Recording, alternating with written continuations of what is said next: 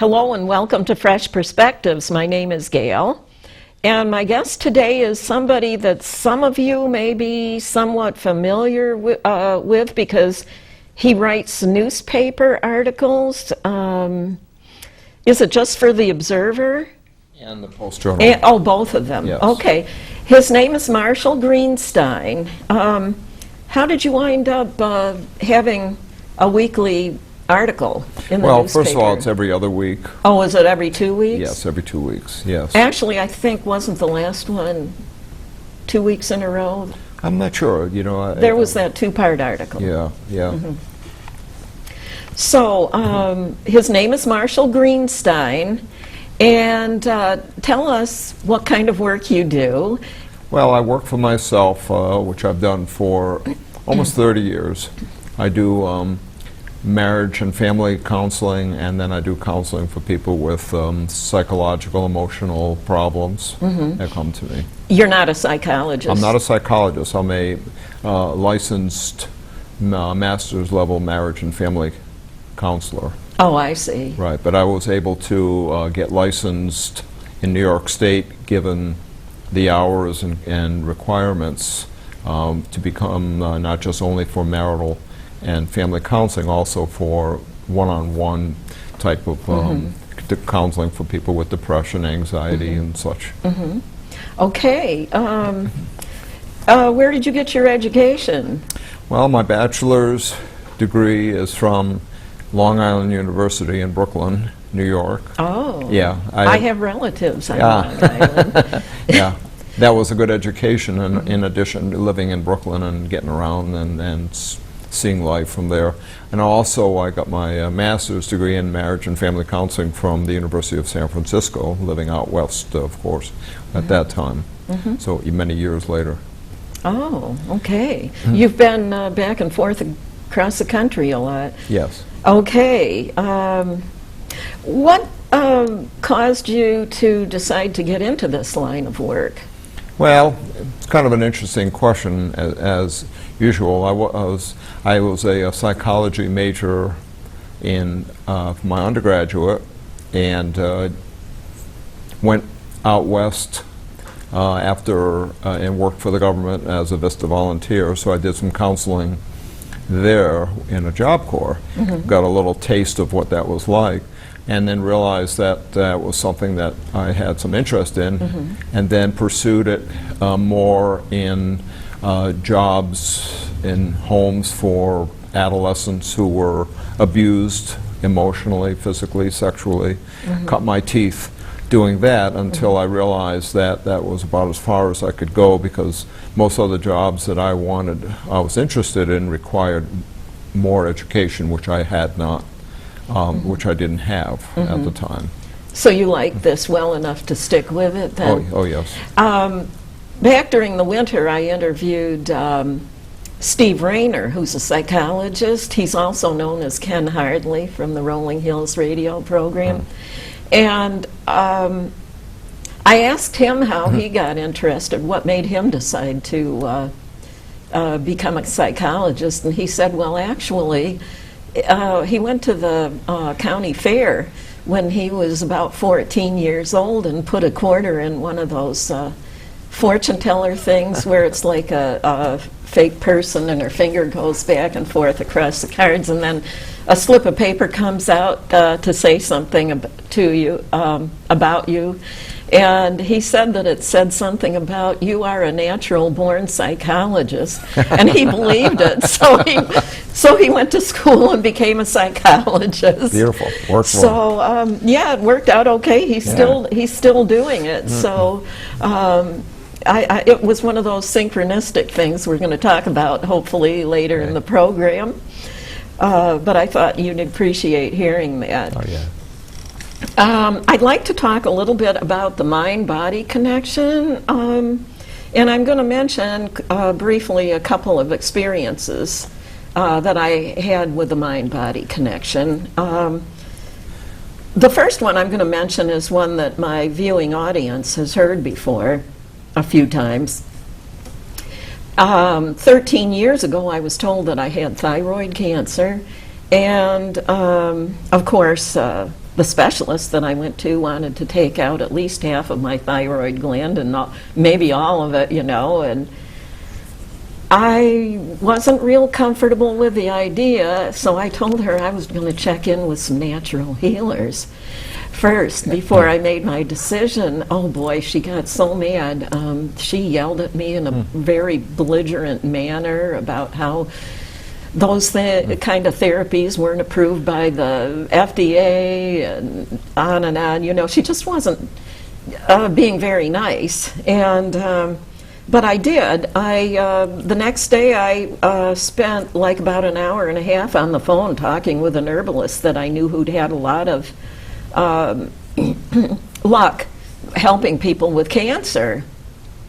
And I had felt kind of depressed the day that I'd gotten the news, but after this long-winded conversation with the herbalist, I knew that I wasn't going to let the doctor take my thyroid gland out, and that I was just going to do whatever I was told to do. And she told me everything to do, and then there was a naturopathic doctor that also suggested a couple of things that I could do. And well, by the time a year went by, the problem was completely gone. And by the time only 1 month had gone by, I had more energy and was feeling better than I ever had, even when I was really young, and this was in my early 50s. And but anyway, what I wanted to say about the mind-body connection was, as soon as I decided what I was going to do, the depression and the fear and all that just sort of left me. And I actually was really happy about the decision I'd made, and I actually enjoyed the process. I mean, it was basically I was told what to do, and I did it all myself, and I got better. And I'm thinking, well, it might have as much to do with my attitude, my beliefs, helped, that I got well. And then there was another experience that I had with the mind-body connection, where one time I had one winter, some influenza-like symptoms. And when about the time the physical symptoms cleared up, I felt, I was in a blue, sad kind of mood for like 4 or 5 days afterwards. At a later time, I read that usually is after the flu, the final symptom. It's like the illness affects the mind. Okay. The flu illness affects the mind. Do you have any experience with anything on this order? Well, and I have, and I can give you a personal one, and I think you mentioned some depression, and I think emotions, when we talk about mind, body, I think we have to incorporate our emotions. Well, I think a lot of people think that mental illness and physical illness are different from each other, Yeah. and but in reality, the brain is part of our physical body too, really. That's right. That's right. Well, I'll give you an experience of my own, and I'm kind of chuckling to myself about it because of how that played out, but it's a simple thing of many, many years ago. It's probably about 25 years ago. I can go back that long, or 30 years ago. I had been working, and we had just moved here from California, my wife and 2 children, and I was driving back and forth to a job, and at one point I noticed that I was having I was being cut off by cars every day. Oh, yeah. Okay? Yeah. And they were close. It wasn't like, I can just write it off and just forget about it. I mean, they were close. They were, near serious accidents, and it was really very upsetting. And so it happened on the Monday and the Tuesday and the Wednesday and the Thursday, and I came home, and I was quite irritable. I think I've been irritable all week, and my wife said, "What's your problem and what's going on?" And I said, "Well, all these people are cutting me off, and I don't understand why this is happening. And then I end up coming to work, and I'm already stressed out from nearly getting hit by these people, and it's happening every day, and what's going on, and I was going on and on, ranting and raving. And she looked at me and calmly said, what are you angry about? And of course This was after you'd already said all of that? Yeah, and then she said, what are you angry with? Who are you angry at? And I was taken aback, because I thought I was supposed to be getting some sympathy, and instead she threw it back at me, which was, at the time, didn't feel good. But in the long run, it was the best thing that could happen. And what I was able to say was, stop, get by through my denial, which was extremely rare at the moment for me to do that. And I got through it, and I said, I was able to tell her, as I looked into myself, who I really was angry at somebody. Was it yourself? No. It was a work-related situation. Oh. Okay. And so she got me to talk about it, about who this person is. I began to talk a little bit. It wasn't a counseling session, just talking to my wife. And then I found that the next day when I went to work, none of these things happened. And so I kind of wrote it off as maybe it was a coincidence, because a lot of people who don't understand synchronicity love to use the word, oh, it's just a coincidence. Yeah. But as I began to delve into that, even in a simplistic experience, that I began to study it and realize that there was something greater going on, that my emotions were affecting how my attitude was affecting how my body was tight, and wasn't relaxed. I was stressed out for no reason, and I was really doing this to myself. And so once I was able to let go, talk about what was going on to my wife, got my own counseling, which is good for counselors to do, by the way, and was able to get further help to reason out what was going on and how to cope with that situation at work better. And those situations with near collisions stopped. It was amazing. It stopped. And again, I was at first doubting it, but later on I believed that something greater was going on. Oh. That I was attracting this.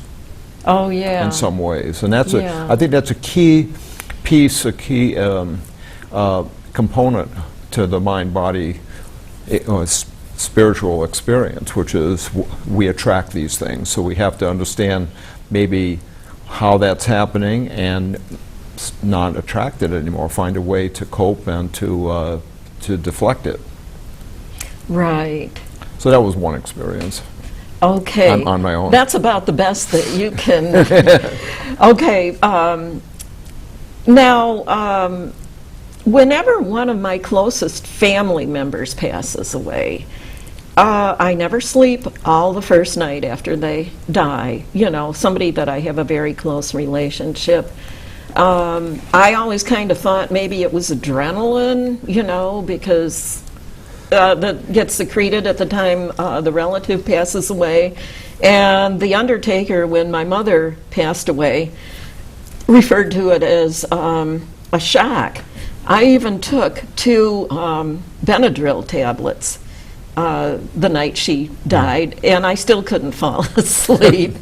So tell us, what is going on when somebody somebody close to us passes away?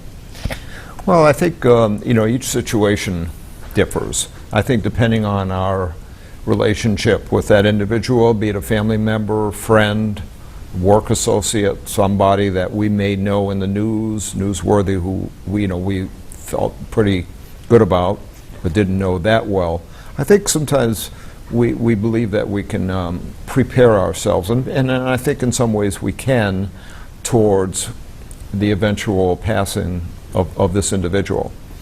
But I think no matter what, in some way, until that person has passed, in all due respect to that individual and to yourself, I think it's then that it's almost like it's all started all over, from the beginning. Like, oh my God, and we go into this denial, and this, it started with the shock. There's this whole list of different emotions that we feel, that even though we feel some of those while that person's alive, a lot of times when, especially if we're caregivers, then we're doing our work to keep that person comfortable, somewhat happy, and hopefully in good shape. And the best we can. And enjoying the last life, of the right. time that we have Right. with them, yes. That's right. That's right. So I think it's then, you know, I'm not sure, I think some of it is a conscious effort on our part to not show the depth of our grief of the pending loss to that person, because that's not We don't healthy. want to affect how they're feeling Yeah, by I think you're negative right. feelings. Exactly. Yeah. So I think what may have happened and to you, and it's different for everybody. I think perhaps your sleep was disrupted because maybe it was a build-up, the flood of all of the emotions accumulating over time. Finally, with the reality of your mom's passing, and again, in all due respect to that, I think it was just like a shock, as if it was. You know, it is brand new because she has passed. Okay. Do you think that? Do you think that I actually, with those experiences, have felt as bad as I would have if the deaths had been totally unexpected? I think it's. I mean, that must really be a shock for somebody to say that their sister or brother or somebody just got killed in a car accident. Yeah, I think shock is a all-purpose word, but I think that in concept, but I think its meaning and how it plays out for everybody, given what you just described, whether we're awaiting the pending death of someone we care about, or we just heard the news of somebody. I think either way it's a shock, and I think how that plays out differs for everybody, and I think it's important that is the beginning, I think, of the whole grieving and mourning process that's healthy. Do you think that in the case of somebody getting killed unexpectedly or something, do you think that the grief more intense than it is when somebody's been sick for a long time, or? I think it's easy to think, you know, I think the impulse is to say that, yes, I think it differs for everybody. I think, you know, certainly when someone receives news of a sudden death of someone that they care about and love, family member, friend, or such, yeah, I think the shock can be great, and sometimes that could be overwhelming for some people, and depending on that individual, that person might want to be, you know, may want to heed how well they are or are not doing, because some people don't do well with that. We have to watch out for their overall health. For someone who's been ill, say somebody with cancer who's been given you know, a number of months to live, that type of thing, we think we can wait for, you know, we can hold back and we're going to be okay. But I think sometimes even with that person's passing, the shock and the grief can be equal, if there's any way of measuring, as that might sound. You know, as crazy as that may sound, there's no way of measuring it. I think even then, I don't think you can measure one against the other. I think it's just shock, and you have to deal with the aftermath, and that's very difficult for some people. Okay. Let's talk about people who are bullies. Now, I've read books and articles written by psychologists and like that, and some of them say that people bully other people because they have self-esteem issues of their own, and it's their way of trying to make themselves feel better about themselves by bullying other people and maybe making fun of them and so forth. What do you know about this? I think that's a general safe statement to make. I know that when the subject of bullying became newsworthy, I was happy about that, not only because of the experience of working with people who I may have, or someone else may have labeled a bully, although it showed up in different other ways, but you know, it was helpful on a personal note because I was bullied when I was younger and in elementary school, middle school and such, here and there. So those are experiences that are difficult for those on the receiving end, I think, sometimes to experience. For some people, it's water off a duck's back, no big thing, and for other people, it can create some serious emotional problems. I think Steve Rayner and I were sort of agreeing that some children even develop PTSD as a result of being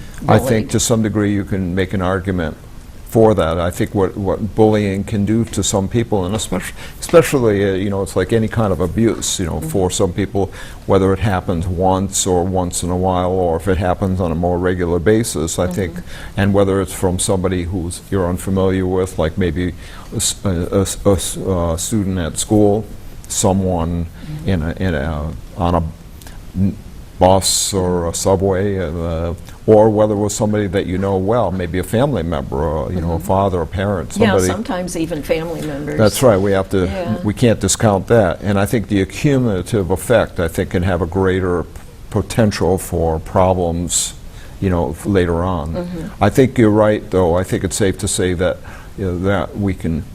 If we step back for a moment and look at a bully who we may have some ill feelings about, you know, I used to, one time I was able to say to myself about this one person years later, I wonder what bad things happened to him to have him behave in a manner that I would call unnatural, to not be very caring, not be very loving, not be very nice, and to be that mean. Yeah. When I was a little girl in first grade, I remember the school floors had all been, you know, waxed and everything over the summer. And it was the very first time we had gym class. And so we were playing Duck, Duck, Goose. Is that something you played when you went to school? I don't think so. You've never heard of it? Oh, I've heard of it, but we didn't play that one. But anyway, so when the person tapped you on the head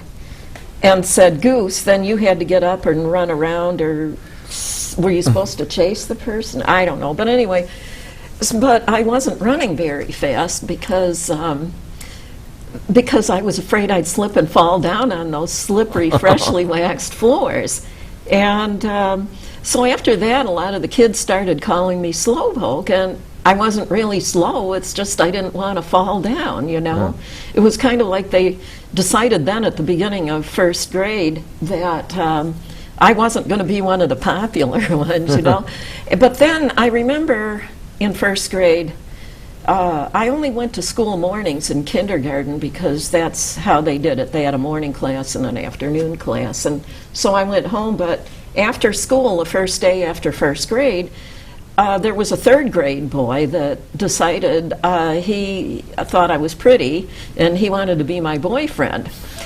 So anyway, after a few months went by, I remember one day there was this one girl that was standing outside the door to the classroom I was in, and I had to walk past the door to his classroom to get to my classroom. And you know, he kind of went into his room when we got there, but after I kept walking down the hall, he started whistling at me. And the girl from my class that was standing outside in the hall, she asked me, who is that? And I go, oh, that's my boyfriend. And she gave me a dirty look. Now that was those were the first experiences I ever had in my lifetime of people not being nice to me, you know. Everybody had always been nice to me up until then, pretty much, you know. But, you know, after that, all the way through school, that girl always tried to instigate things where she tried to turn everybody else against me and stuff like that. But what I didn't realize until I had been an adult for a while was she must have been jealous. I bet she was. You know, I had never had any experience with jealousy or anything before, you know. Yeah. But because that guy that older boy, that third grade boy was whistling at me, you know, it was like, So I guess she was just jealous, and so after that she would always belittle me and try to get other people to belittle me and stuff like that, you know.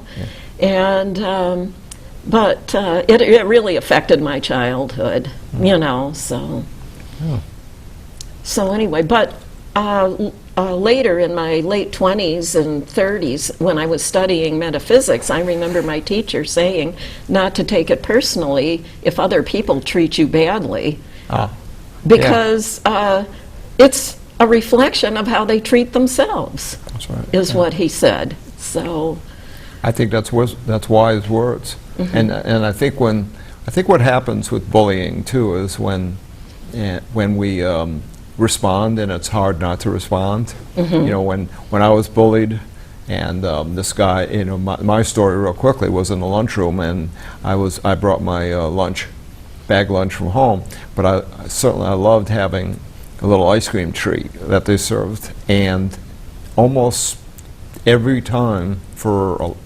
months, it seemed, this one guy, and I still remember his name was Sam. Isn't that amazing? I can still remember him. So I remember the girl's name but too. It's interesting because really what it is, you know, philosophically or maybe emotionally, it's an incomplete experience. As much as that affected me as a kid, his name rang loudly with me. Now I'm an adult, I'm not bothered by that so much, that experience, although it did change me a lot, but I still remember his name because that experience is still there. I mean, it wasn't like, how can that change? You know, I always used to have these thoughts that Sam one day and I would meet someplace and he would remember bullying me and ask for my forgiveness, and then I thought, but that was unrealistic, that never happened.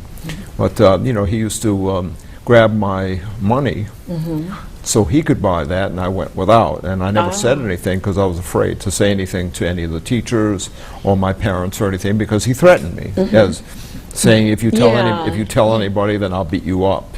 I mean, well, you know, now they're telling kids to report it if they're bullied, you know, because nothing's going to be done about it if you don't. That's right. But still, you know, and I think, again, those situations, I like the idea of kids being encouraged to do that. Yet it's still chancy sometimes, because sometimes I've had kids now, maybe younger adults, who've told me about those stories, and they were afraid. I mean, that anxiety is really what flavors it in a bad way for that person, and it can cause all sorts of problems. Those threats really do scare people. That's right, and especially if you're not one to retaliate. You know, I've known people who've been bullied, and they just turned around and just retaliated in some fashion, and that stopped it. It wasn't necessarily an endorsement on my part, although I might say for a moment I was a little jealous that I was unable to do that while other people could, but then stopped it. It wasn't kind of the way I wanted to do it. I didn't want to punch Sam in the face and be done with that, but I was scared. I remember that movie, was it called The Christmas Story, about the little boy named Ralphie that wanted the BB gun? Yes. And there was a bully that used to bully him when he was walking to school and home again afterwards, and finally he got so angry one day he beat the bully up. I remember that. I remember that. I thought that was, I'll bet I guess he never bullied him again. No, in fact, that's a great illustration, because that bully who acted in such a, you know, just a inflated himself kind of manner. He was a really wicked-looking kid, wasn't he? Yeah, well, he was, and it was a stereotype, you know, because he was a redhead, and they're supposed to be these bullies, right? And that's not true, but sorry to all the redheads well, out you there. know. But what happened in that movie, which was interesting, just to finish that, excuse me, was that there were two things. One thing was there was a younger boy. A younger brother. Yeah, who hung out with the bully. And so he fed the bully. He fueled the bully by endorsing his behavior. When he saw that the bully was being beaten up, he ran off. And also the bully started crying desperately, and I remember that boy somebody had to, I think his mother or father had to pull him off, and that other boy just melted, and so the bully attitude seemed to prevail. He was just a regular kid. He couldn't take it. And that's another interesting I think piece about the bully, the old saying, they dish it out, but they can't take it. Yeah, yeah. So, yeah, it's like I said, you know, if only I had had the education about life that I have now, my childhood would have been a lot different, you know. But unfortunately, we don't come in here knowing everything. Exactly. So, now you wrote, in the month of May, you wrote a two-part article in your column. It was the one about the girl whose parents had just gotten divorced, and her brother was going to live with their father, and she was going to live with her mother. And it was her first day in a new school, and how uncomfortable and everything she was, and you know, how she wasn't really feeling happy or anything, you know, and she was worried about how everything was going to go. And I'm thinking you're leading up to saying that somebody treated her badly in school or something, you know, and then at the end, somebody's being and it all leads up to the end of your article where somebody's being friendly towards her, which I totally wasn't expecting, you know. Now, were you trying to make a certain point with this, or were you just sort of messing with the heads of your readers, or what was that all about? I think I was, well, you know, I called it a vignette, and that was something that we used to do in, I remember in graduate school, especially in marital family counseling situations. And so I recalled where the teachers used to give something such as this, a vignette, an example of some kind of family or matter, and ask us, well, what do you think about this? What would you do about this? And so what I liked about putting this two-part together, and thank you for acknowledging that, is to give the reader, each reader, room for thought. There's no one answer, or there's no one thing that this is not like multiple choice and there's only one right answer. This was something to think about. But it's a realistic experience of what some people go through. In fact, I had, interestingly enough, I had a father, a man that I know I bumped into in the community, and he walked up to me and he said he had read the first one and said he had an opinion about it as a father who this had was been after he'd only read the first yeah, he part? only read the first one, but he said he could relate to it as a divorced father with children, and what that, from years ago, and what that experience was like, and trying to and it really kind of opened up his mind to recall what it was like for his children, and the difficulty in the transition in divorce. And so he said it was helpful to hear it from that perspective. I have not gotten any feedback from anybody at this point from as far as what it's like to be that young gal, that girl in a new school and a new place to live and such. But I wanted to put a little bit of a hopeful flavor at the end, because I think because I think sometimes, even though people want the new person in the school, and oftentimes being a little anxious, being a little just quiet for a while and reserved, then it's not, and not wanting to be noticed. And I liked throwing out the fact that there was this young girl who was just kind of like being friendly and real sweet, and just wasn't going to take no for an answer, and just say, hey, I want to be your friend, kind of thing, putting her in that position and just leaving it as such, like almost the end of a movie where people say, well, gee, that wasn't how I expected the movie to end. Well, but it doesn't matter, it's just a story. And you can take it for what it's worth and put your own piece on it. Yeah, I was really happy when I finished reading the story to find out that it had a happy ending, but I was just wondering, what is he trying to tell everybody? It was just, I couldn't really figure out where you were coming from. Well, I think part of it, just to add a little bit to that, is that we have situations like this that sometimes go unnoticed and under the proverbial radar, where we have the divorce rate in our country, as we hear, is very high and growing. for first, even second, third marriages. And what we sometimes forget about is, though the focus, of course, is important on what happens to the adults in the aftermath of a divorce, is what about the children? And sometimes we have situations where the children just live with one parent and they continue to go to the same school, have the same friends, and yet it doesn't detract from the difficulty of that transition. Well, then we have some situations like the one that I put in this vignette, where the parent moves, and then the child is in a new school, new people, all set in a very unfamiliar situation. And as a kid, how does she deal with that? And that leaves it, I just leave it wide open. I would think that would be a big relief to have somebody be real friendly. Oh, sure. I like the second half of the first day in the new school like that. Oh, yeah. That was nice. Thank you. You know, I really kind of, for quite a few years now, I've kind of believed that paying too much attention to the news can be bad for your mental health, because the news media tends to focus on the bad things that go on in the world. And in fact, when something bad happens, they tend to talk about it for months and years afterwards, you know. It seems to go on forever. What do you think about this? I remember that metaphysics teacher that I mentioned earlier.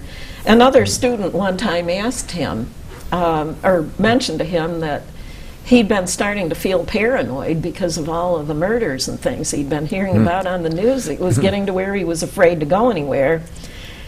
And I remember the teacher saying, yes, that is what will happen if you pay too much attention to the news, is that you will start to feel paranoid and not want to go anywhere. And then he goes, those bad things they talk about on the news are just a small part of what happens in the world every day.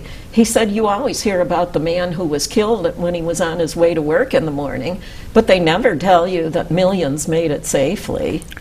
Well said. You know. Well said. So, so how do you feel about this? Well, you know, I remember writing an article about that. In fact, I may have done that twice because I felt it so deeply. And I invited, and I was writing it for, at the time, for the Post-Journal, and I invited the editor, those in charge, to begin to write, and I'm sure they do, but to focus some attention on some positive news. And of course, what we, you know, for reasons that I'm sure we could sit here and speak volumes for hours that we don't the wonderful things we've witnessed. Well, about the fact why we seem to be in many ways attracted to bad news.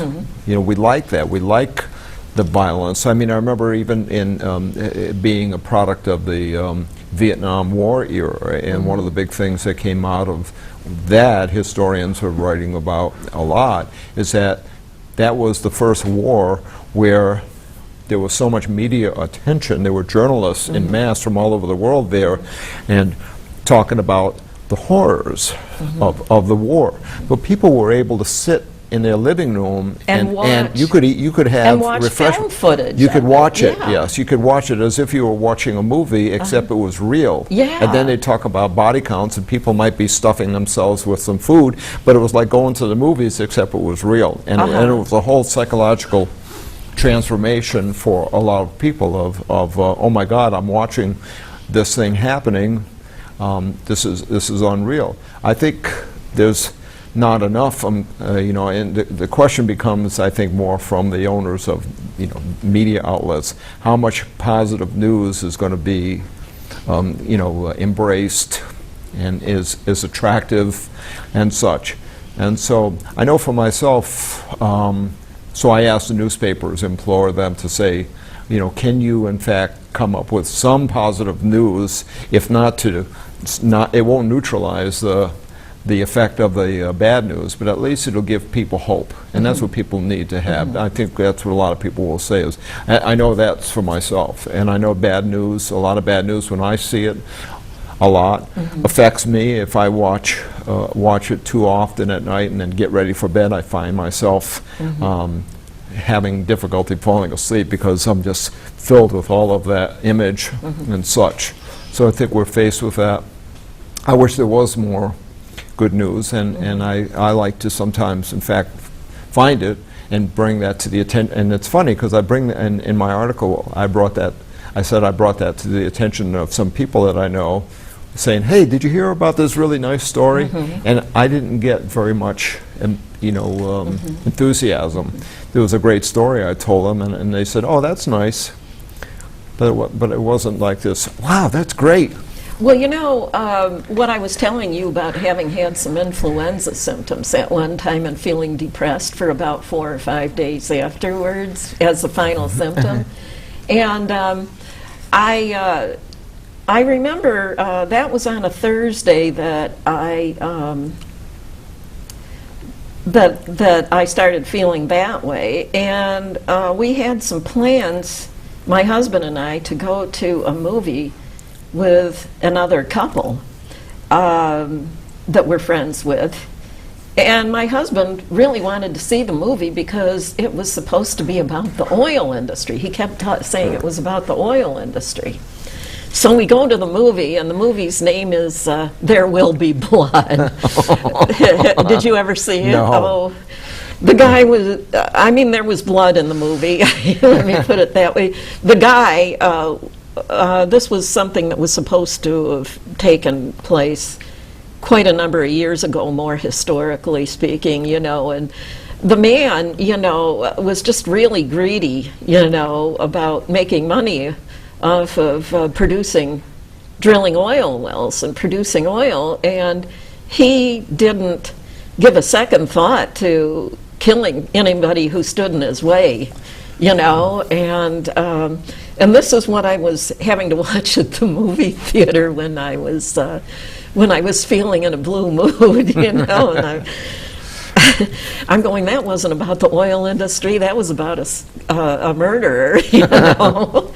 So it wasn't, you know, it was kind of unpleasant. A lot of the movie was. So, Yeah. Did you let your husband know about that? Yeah, they all knew, you know, they all knew. So they know that I'm not fond of violent movies, you know. I don't blame you. But I somehow wind up going to them anyways. Now, about diet. Sometimes diet can play as much importance in mental health as and exercise too on your mental health. As one time, I remember when I was very, very nervous, somebody had just gotten a new blender, and they were had some raw celery. They were making celery juice out of. I mean, I was so nervous I couldn't calm down or anything. And they said, would you like a glass of celery juice? I mean, they were just making it fresh, you know. And so I said, okay, and I drank the glass of celery juice. And I noticed about half an hour later that I was completely relaxed. And I'm going, you know, do you know of experiences like this with people? I know that they say, as far as anxiety disorders go, that people who are prone to that should not eat meat. Yeah. You know, Well, so did you know that celery, raw celery, and especially if it's juiced and fresh, did you know it had that effect on people? I don't. There's one man that I remember I was telling about it to one time, and he told me that he falls asleep when he eats raw celery. Oh. It has that relaxing of an effect on him. Interesting. Yeah. Oh. I guess they say it's a nervine, you know. Yeah. I do. The only thing I know that's similar to that, maybe it has similar properties.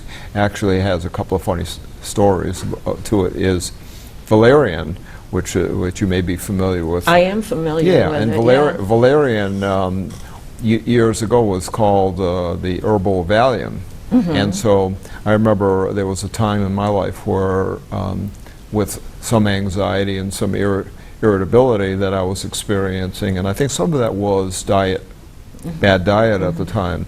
I started taking that, and I was able to get capsules. Oh yeah, and, you and can get my own capsules. get my own, and I would take it, or sometimes in tea. But the story I want to tell you, kind of a funny story with this, it goes along with your question. There was I was living out west, and I befriended this man who was a very accomplished worker. He did woodworking and other kinds of work with metal working, and he had been working on a project across the street from where I lived, so I'd see him once in a while, and it seemed to me when I spent time with him as a friend, he consumed a lot of black coffee and cigarettes. And I always wondered, I never saw him eat, and I never mentioned it to him. And he was real thin, he was very, very wiry, he was very, very strong from his work, but that's all I saw. And as we got to become friends, once in a while after work he'd come by and we'd just and visit, and we'd sit down and just visit for an hour or two before he went home. And one day I remember he came by, and he was really fidgety. I mean, it was obvious, to seeing this. And so I asked him about it, and he said he was like this all the time. He said, I'm like this all the time. I got a lot of energy and burning all this off. So I asked him if he would like to try something, and he said sure, and I explained it to him, and I made him some valerian tea. So I put the stuff, the valerian, in some boiling water, and he drank a couple of cups of tea. And I had to laugh later on. I'm thinking about him right now, because this guy who was just almost like, it was almost seemed impossible for him to be relaxed. Like he melted right into the chair. And he didn't realize it at the time, as if he took some kind of a drug that did that, but it was the valerian. And it really opened up my eyes to the magic of what that can do. So. Yeah, that's a nice story. Yeah. So, did you ever find out if he didn't get enough to eat? We didn't, I think I joked. You never really I don't think he ate very much. I think he just was working and working and working and working on projects, and I think he just grabbed snack foods during the day and such, and I think that's what he did. But somehow I think he just had an interesting metabolism, because no matter what he did, he was, and I think the cigarettes and the coffee, because of its amphetamine type of response, I think probably kept him really thin too, and filled.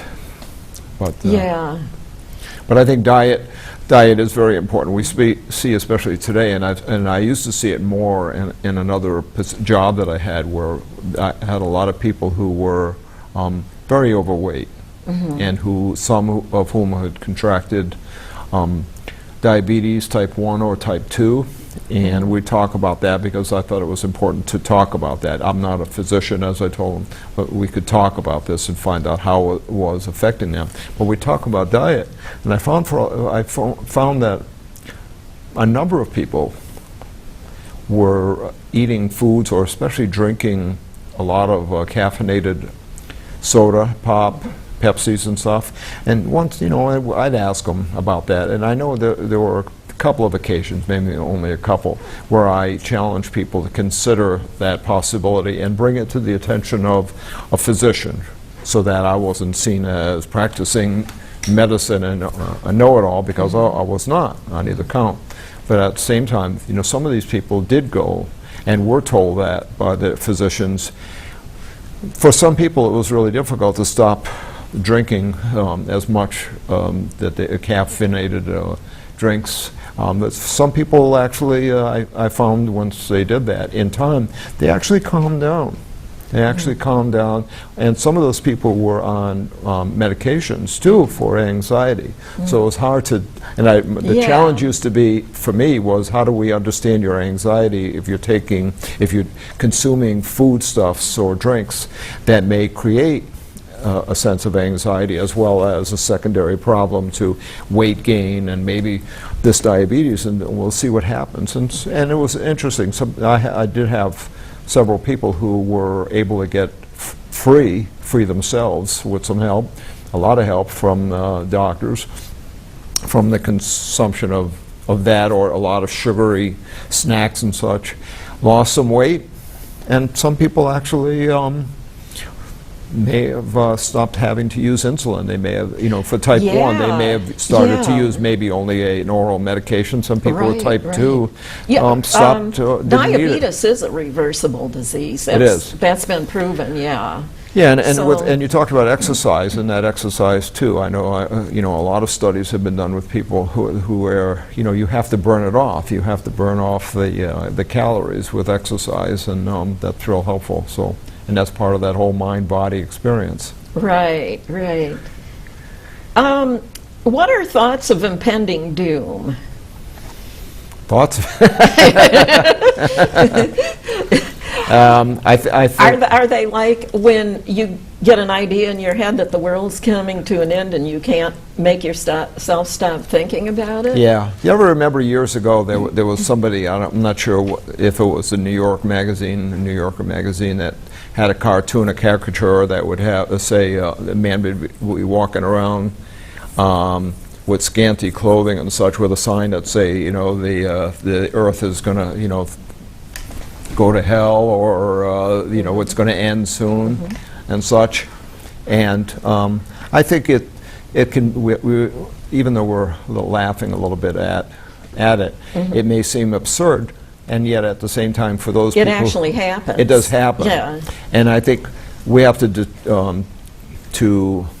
differentiate between it being a lighthearted kind of momentary experience, or is it a serious, almost kind of a paranoia, and it's really critical to be able to differentiate that. It seems like when people have that experience that they are not able to snap out of it by themselves, that they actually have to have medications. For some people they have to, because otherwise it creates almost like a paralyzing effect for them.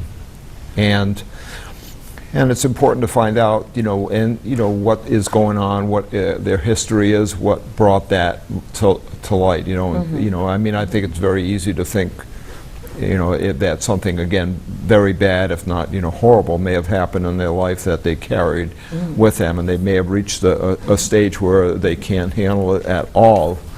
And that all they can think of is impending doom, because they just see the darkness, they don't see anything else, no matter what anybody else may say. And they need to be able to talk it out and get it out and be believed. You're not going to necessarily say to that person, "Oh, that's wrong," because that's bad. That's not. You have to be able to be with that person. But at the same time, you have to help that person understand that perhaps there's something else going on that's created this and feeding it. Right. I know one young woman that I know had a problem with that for a long time, and she eventually wound up finding out that she had something called mast cell activation syndrome. In fact, she's been on my TV show and talked about it. And it caused her to have thoughts of impending doom. However, she has that under control now, because she found out she was allergic to corn, and there's corn in so many products that we eat these days. She had a piece of paper, like an 8x10 piece of paper, filled up on both sides of the different kinds of names that corn ingredients go by that are in such a large percentage of the foods on the market today. And it's kind of an this mast cell syndrome, it's kind of an autoimmune disorder. And she's probably lucky to be alive, but at least she found out what was wrong with her. But she can't go out to eat at a restaurant or anything. She can only eat food that she prepares herself, so that she knows that there's no corn in it. And she even had the problem after she went on a strict vegan diet. But there's things like she can't sit next to anybody who's wearing the synthetic varieties of perfumes. Oh my goodness. She can smell essential oils okay, but the synthetic perfume, she'll actually gain 5 pounds just by sitting next to somebody Wow. who wears it. And but anyway, that is, in her particular case, that was what was causing it. And once she got to where she could control it, she quit having the thoughts of impending doom. So Yeah, fascinating, isn't it? yeah, it really Yeah. is. Well, it just shows how we're still learning.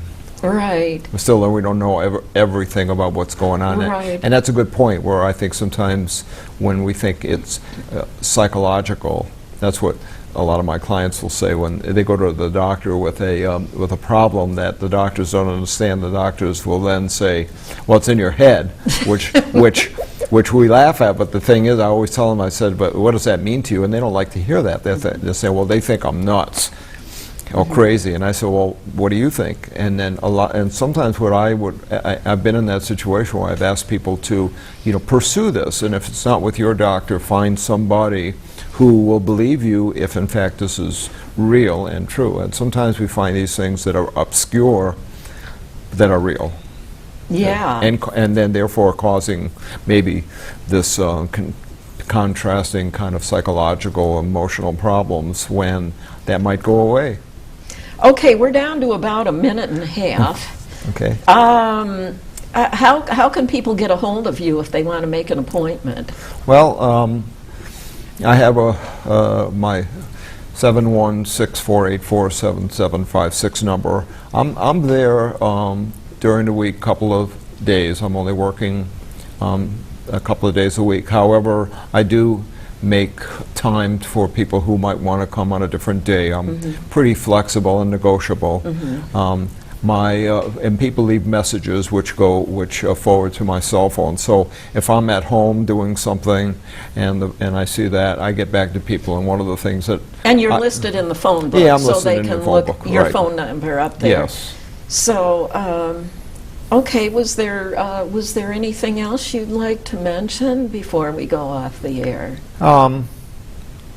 I just think that it's, I appreciate being here today, and I think it's a really critical, I can speak from my own experience, that of course, that people consider that, again, that the stigma, which I think is lifting a little bit, is still there, Right. of people seeking help for, emotional problems. I think it's brave, and I tell clients who come in, everyone, that the minute you make a phone call, the minute you think about reaching out, that's a brave thing that you've done. It's courageous in its own right, and a lot of people, I think, need to feel more comfortable, and I hope people feel with themselves and with each other to suggest that, hey, maybe you can talk to somebody, because for some people, it's a righteous and wonderful thing to do. And as I've told people, I've done it myself before, because it helps people to grow, it helps me to grow, and Well, we're out of Yeah. time.